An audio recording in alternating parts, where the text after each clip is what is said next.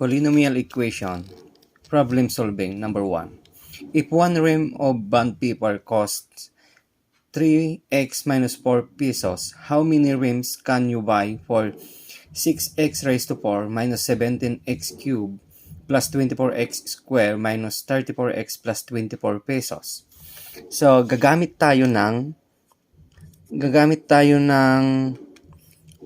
synthetic division para makuha natin kung ilang rim ang pwede nating mabili. Okay, so first, kukunin natin yung numerical coefficient ng equation. So we have 6, negative 17, 24, negative 34, positive 24. Then yung ating x, so yun ay 3x minus 4, equate lang natin sa 0. So we have 3x is equals to 4. Then get the value of x, divide by 3. So we have x is equals to 4 over 3. So yun ang lagay natin dito, 4 over 3. Equals, bring down 6.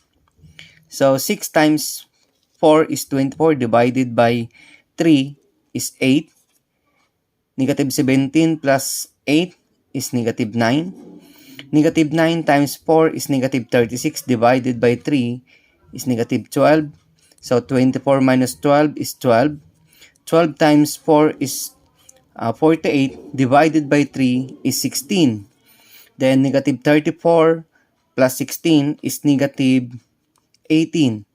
And negative 18 times 4 is negative 72 divided by 3 is negative 24. Then 24 minus 24 is 0. So ito ang ating magiging quotient.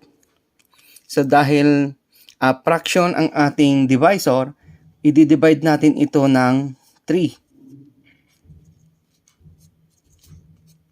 Kung ano ang denominator, yun din ang pang-divide natin sa kanila. So we have 6 divided by 3 is 2x.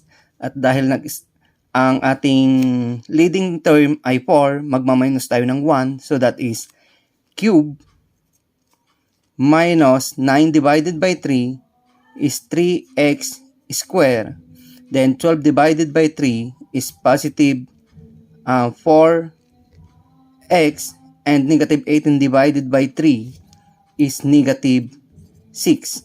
So ito ang ating quotient, so ito ang ating mabibili na rims, and our remainder is 0.